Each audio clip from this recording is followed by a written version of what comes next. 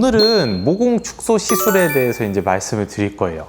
모공 하면은 딱 떠오르는 시술 하나가 있을 거예요. 포텐자거든요. 포텐자에서도 이제 모공 팁을 활용해서 이제 우리가 모공 시술을 하는 게 요즘 가장 유행을 많이 하고 있습니다. 포텐자가 모공 시술에 왜 좋냐면요. 모공이 한 이만한 원통형이라고 생각을 할게요. 근데 포텐자를 사용해서 요 주변에 콕콕콕 찌르고 고주파를 이제 전달을 합니다. 그렇게 해서 이제 피부를 회복을 시켜주고 피부가 점점 튼튼해지겠죠? 그러면 이 모공이 점점 이렇게 좁아지는 그런 효과로 우리가 이제 모공 사이즈를 좀 줄여주는 효과를 본다고 생각을 하시면 돼요. 다른 고주파 시술보다도 포텐자는 이제 우리가 직접 찌르는 거 플러스 직접 찌르면서 고주파까지 흘려주기 때문에 우리가 이제 피부의 회복을 훨씬 더 잘 도와주게 됩니다. 피부는 바늘을 찌르는 행위만으로도 사실 콜라겐 합성이 촉진이 되거든요. 찌르는 거에 플러스 고주파까지 이제 가해서 우리가 약하게 열 응고점을 만들어주면은 우리가 피부가 회복을 하면서 이제 피부가 좀 더 탄탄하게 됩니다. 그로 인해서 주변에 있는 모공들이 좀 줄어드는 효과가 나타나는 거라고 생각을 하시면 돼요. 피부의 재생에 요즘 다들 관심이 많으신데 그 재생에 관심이 많아지다 보니까 엑소좀이라고 하는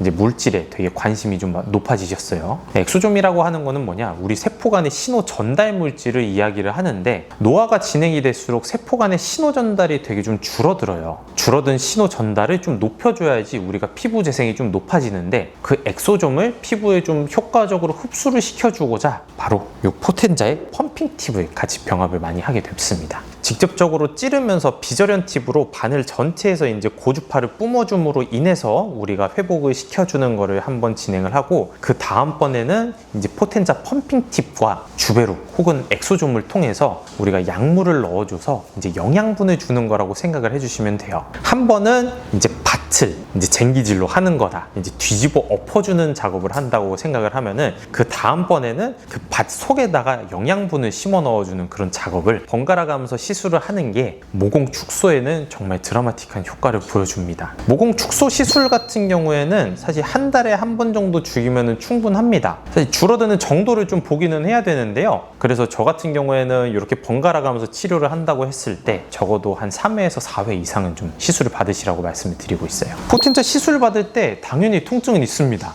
바늘로 찔러서 통증은 있는데 모공 팁하고 펌핑 팁의 통증 정도는 상당히 다릅니다. 모공 팁 같은 경우에는 모든 이 바늘이 들어간 모든 층이 이제 고주파를 가하는 거기 때문에 통증이 그만큼 강할 수밖에 없어요.